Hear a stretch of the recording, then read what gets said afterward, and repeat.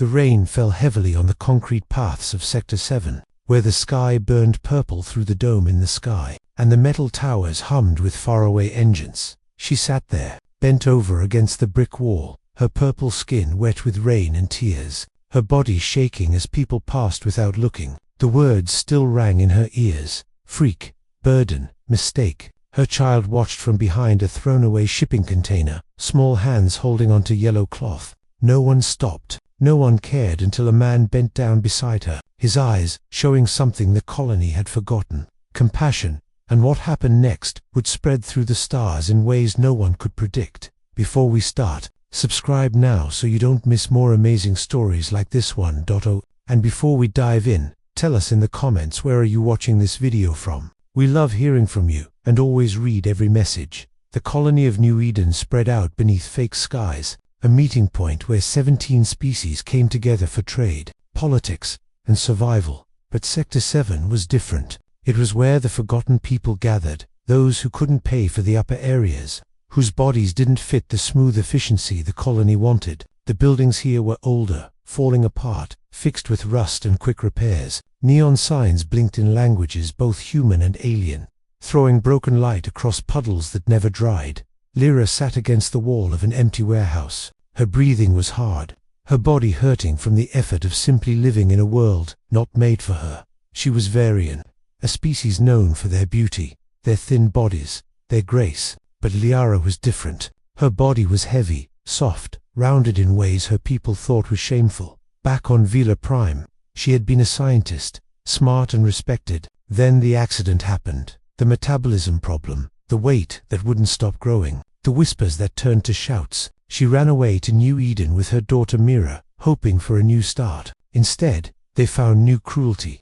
"Move along, you're blocking the path," growled a Crane security officer, his shell-covered body shining under the dome lights. He poked her shoulder with his stun stick, not enough to shock, but enough to embarrass. Lyra tried to stand. Her legs shook. Pain shot through her joints like electric fire. I'm trying," she whispered. "Please, I just need a moment. You need a ride or a diet." The officer said MEANLY. Behind him, a crowd gathered. Humans, aliens, children with recording devices. Some laughed, others simply watched, their faces empty of feeling. "Mama." Mira's voice cut through the rain. The little girl ran forward, her yellow raincoat too big for her small body, her pointed ears, so like her mother's, pressed flat against her head in worry. "Stay back." Lyra reached out, but her daughter was already there, small arms wrapping around her neck with desperate strength. "Leave my mama alone," Mira shouted at the officer, her voice strong despite her size and fear. The crowd laughed harder. Someone shouted something rude in Galactic Standard. The officer raised his stick higher, getting ready to force them both away. "That's enough." The voice was calm, steady, cutting through the noise like a knife through water. The crowd got quiet. Even the rain seemed to soften. A man stepped forward, human, mid-30s, dark hair stuck to his forehead, grey-green shirt soaked through and sticking to his body. He stood between the officer and Lyra, his position relaxed but unmovable, like a wall that had faced too many storms to be scared by one more. "She's not breaking any laws," the man said quietly, "and neither is her daughter." The officer's mouth parts clicked in annoyance. "This doesn't concern you, human. Move along or I'll write you up for interference." "It concerns me now, and you can write up whatever you want." The man didn't raise his voice, didn't threaten, didn't show off, but something in his eyes, something worn and tired but unbreakable made the officer stop. Maybe it was the scars on his knuckles. Maybe it was the way he stood, like someone who'd learned to be a war when needed.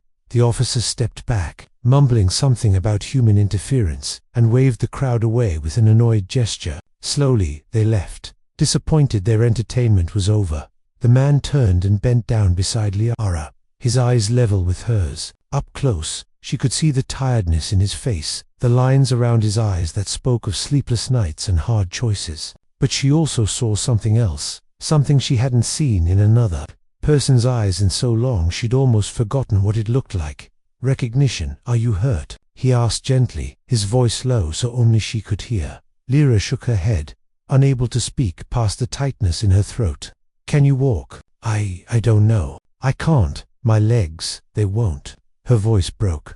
The man looked at Mira, who held her mother tighter, then looked back at Liara. His face was kind, patient, free of judgment. "My name is Ethan," he said, "and you're not staying out here tonight. Not in this rain, not like this. I don't. We can't. Yes, you can. And yes, you will. Come on, one step at a time."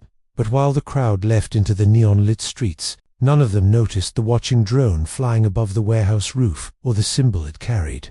The mark of the colony's Migration Control Bureau, already marking Liara's body signature for immediate review and possible deportation proceedings. Ethan's apartment was small, located on the 4th level of a home tower that groaned with age. The elevator was broken, so he carried Liara up the stairs, one arm supporting her back, the other under her legs, moving slowly, carefully, never once making her feel like a burden, despite the strain she could see in his jaw. Mira followed close behind, her small hand holding his shirt. Inside, the apartment was simple but clean, a single room with a small kitchen, a sleeping area, and a window looking over the sector's main road. Children's drawings covered one wall, colorful scenes of spaceships and alien worlds. A small bed sat in the corner, clearly belonging to a child. "Where's your ... Lara began, but the question died when she saw the photograph on the shelf. A woman with kind eyes, her arm around a younger-looking Ethan, real flowers placed beside it. "She passed 2 years ago," Ethan said quietly, setting Liara down on the couch. "Cancer. The treatments here aren't what they promised." "I'm so sorry," Liara whispered. "Me too." He turned to Mira, who stood frozen by the door. "Hey, you hungry?" Mira nodded slowly. "I've got some soup and bread. Not fancy, but it's warm."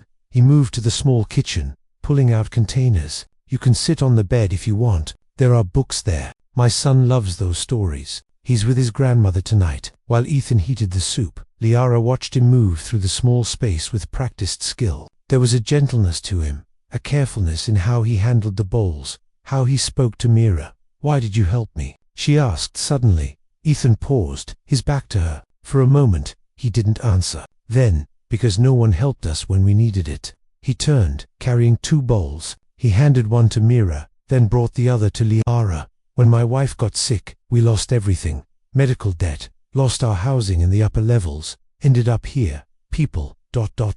They see you falling and they step over you like you're already gone." His voice was steady, but his jaw was tight. "I watched people I thought were friends walk past us on the street, watched them pretend they didn't see us." He sat on the floor, leaning against the wall. "I swore I'd never be that person. I swore that if I saw someone who needed help, I'd stop, even if it was hard, even if it cost me something." He looked directly at Liara.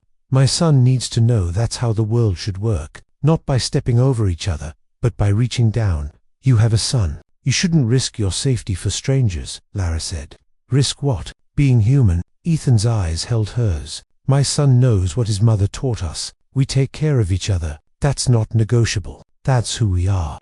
Outside, the neon lights blinked. Rain drummed against the window. For the first time in months, Liara felt warm. She felt safe. But as she sipped the soup, a knock echoed through the apartment. Sharp, commanding, unmistakable. "Migration Control Bureau," a voice announced from the hall. "Open the door now." Mira dropped her bowl. Liara's heart froze. Ethan stood slowly, his face hardening. He walked to the door, but before opening it, he looked back at Liara. "Whatever happens," he said quietly, "you're not going back out there tonight. I don't care what they say." And just when everyone thought the night would end in safety, the door slid open to reveal 3 armored officers, and the lead inspector's eyes locked onto Liara with cold recognition. The lead inspector was human, a woman with sharp features and steel-gray hair pulled back tightly. Her uniform had the badge of Migration Control, 3 overlapping circles. Her tablet glowed in her hands. The officers next to her were Crane, their hard shells clicking with each movement. "Liara Vusia," the inspector said, reading from the tablet. "Valerian National, expired living permit as of 16 days ago. Outstanding medical bills totaling 47,000 credits, multiple violations of housing rules." She looked up. "You've been marked for immediate deportation." "She's my guest," Ethan said firmly. "She's not breaking any laws by being here. Her presence in the colony is the violation. Mr. Reed." The inspector made a note. "Mr. Reed, I understand your kind impulses, but this individual has used up her legal options. She'd be processed and returned to Vila Prime within 72 hours, and her child would be placed in temporary colony care. No. Liara's voice cracked. She tried to stand but fell back. Please, you don't understand. If I go back, they'll take my daughter. I'll be sent to a reclamation facility. I'll never see her again. That's a matter for Varian authorities, the inspector said without emotion. Our control ends at the colony border. She's not going anywhere, Ethan said, and there was steel in his voice now. The inspector's eyes narrowed. Interfering with a migration control operation is a criminal offense. Mr. Reed, you'll be arrested as well, and your son will be placed in social services. Is that what you want? If that's what it takes. Silence filled the apartment. Mira held her mother, shaking with silent sobs. Liara reached for her daughter's hand. Squeezing tight, the inspector stepped forward, her hand moving toward the handcuffs on her belt. Mr. Reed, I don't want to make this worse, but if you insist, ...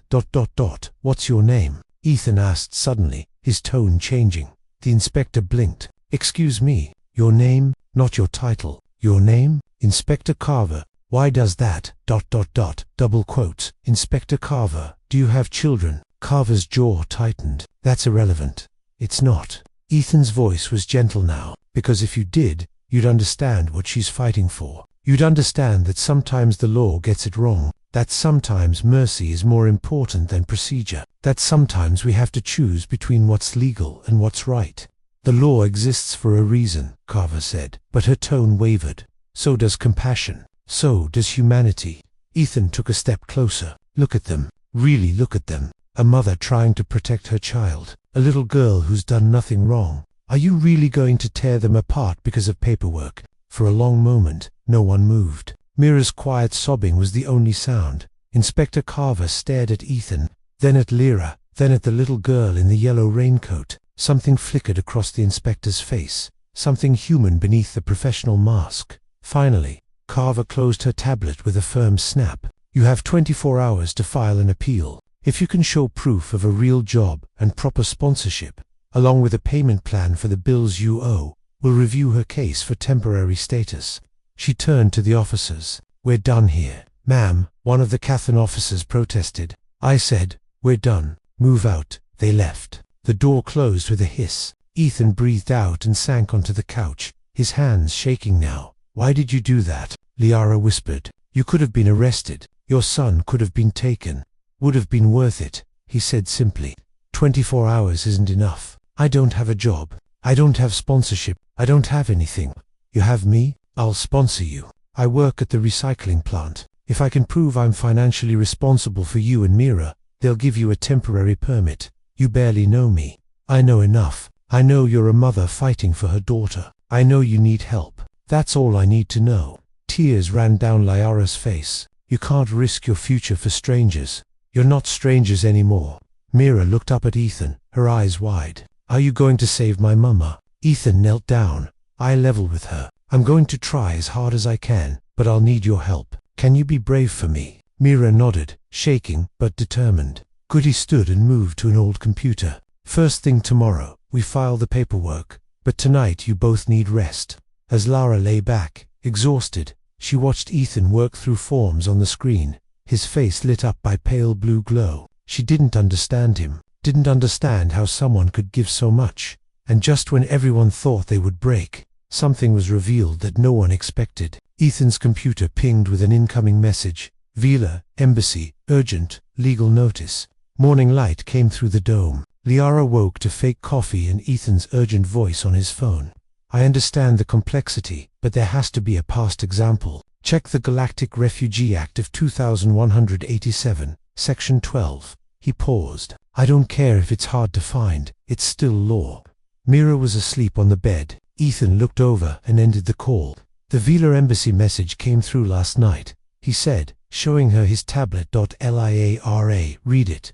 Her blood turning cold. Subject, Liara, Vishnu Active Criminal Investigation. Wanted for equipment destruction, theft of private research, extradition requested. They're claiming I stole research, Lara whispered. That's not true. They're making it up to force me back. Tell me what really happened, Ethan said gently. All of it. Liara took a shaky breath. I was a neurogeneticist, one of the best on our prime.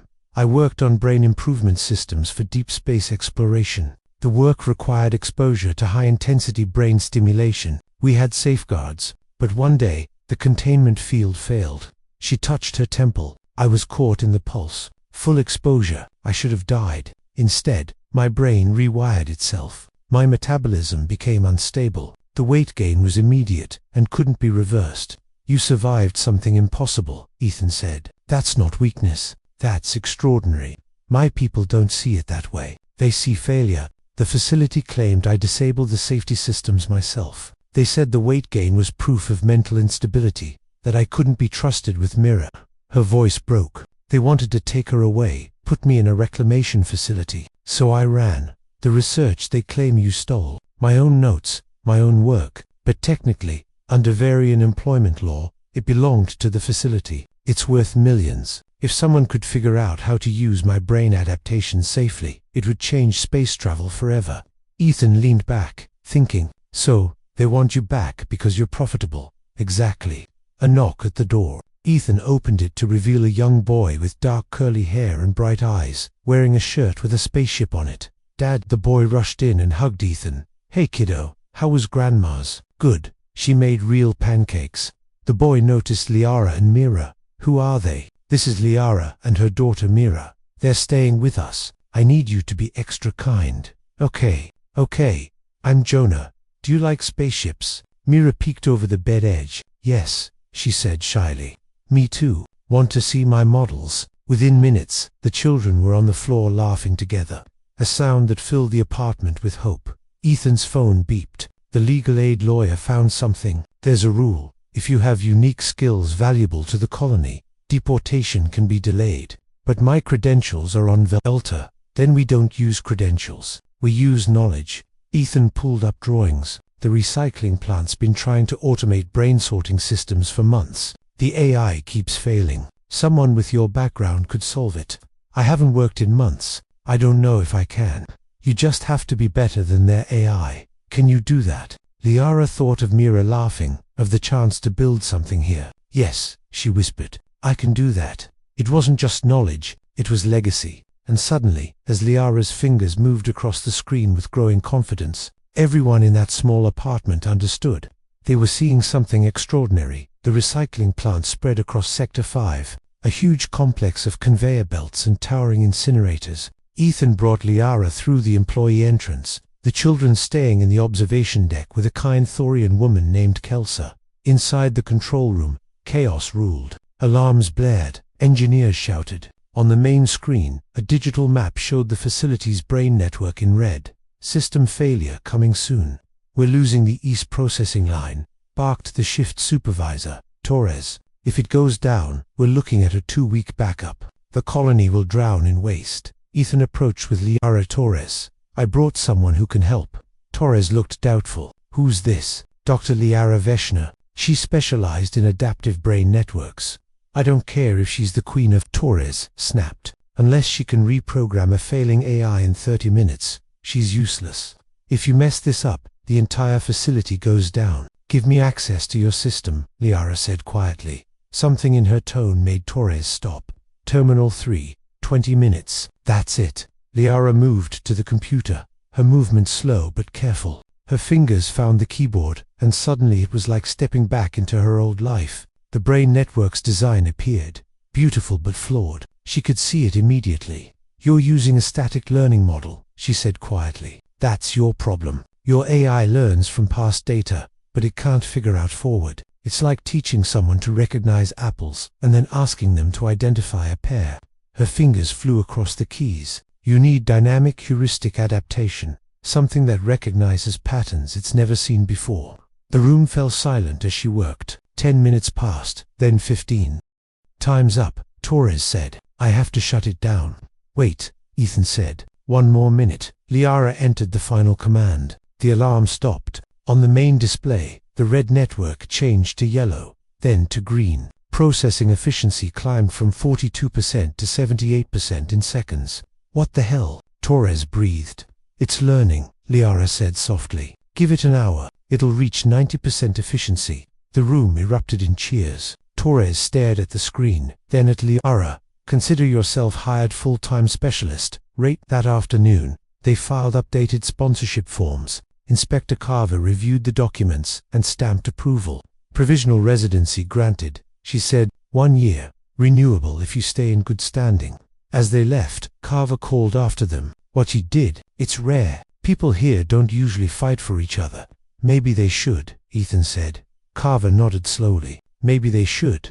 But the final transformation came not from words. It came from a message that night. The Villa Embassy, formally withdrawing all charges, citing new evidence of equipment malfunction, signed by Dr. Kalin Veshner, Liara's former mentor, who'd finally found the courage to tell the truth. 3 months passed. Liara's algorithm transformed the recycling plant. Efficiency reached 94%. Other facilities requested her consultation. She found a doctor who understood her condition, not a cure, but management and dignity. Mira started school. She and Jonah were inseparable. One evening, Ethan came home with a datapad. "The Colony Council wants to meet with you. They're proposing a new initiative, integration support for refugee specialists. You'd help design it." Liara stared at the proposal. It was real. "This is because of you," she said. "This is because of you," Ethan replied. "You proved people are more than their circumstances." The next day, Liara stood before the Colony Council, presenting her framework for refugee integration, skills assessment, mentorship programs, legal support. Questions came, challenges, concerns. Liara answered each one, her voice steady, her knowledge undeniable. The vote was unanimous. As she walked out, Ethan waited with Jonah and Mira. The children ran forward, hugging her. "You did it, Mama," Mira squealed. Ethan smiled. "How does it feel to change the world?" "Like coming home," Liara said. 2 years later, the Integration Center stood at Sector 7's heart, a shining building built from recycled materials. Liara's program was copied on 17 colonies. She spoke at conferences, advised governments, but always returned to Sector 7. On the anniversary of the night they met, Liara organized a gathering in the center's courtyard. 2 years ago, she began, "I sat in the rain, convinced the universe had no place for me. But one man proved me wrong, not with grand gestures, with a simple choice, to see me as a person, to act when others walked away." She pointed to Ethan. "This center exists because of that choice, because we remembered that compassion isn't weakness, that the smallest act of kindness can reshape the stars." Applause filled the courtyard later. Lara found Ethan by the courtyard's edge, looking up at the dome. "What are you thinking?" she asked. "That my wife would have loved this," he said softly. "She always believed in second chances, in fighting for what's right. She'd be proud of you. She'd be proud of us." All of us, Mira and Jonah, ran past, their laughter bright and wild. "Do you think they'll remember what it took to get here?" Ethan asked. "I think they'll remember that love is louder than hate. That courage is contagious. That family isn't just who you're born to, it's who stands beside you when the world tells you to fall." Ethan smiled. "That's a good thing to remember." Far above, beyond the dome, beyond the colony, beyond the systems and the stars, the universe turned in its ancient dance, indifferent, infinite, unchanged. But on one small world, in one small sector, in one small courtyard, people gathered, they laughed, they remembered, they hoped, and that, in the end, was everything. In a universe built on arrogance and division, sometimes a single act of dignity is enough to shift the stars themselves. Not because the stars care, but because we do, and that makes all the difference.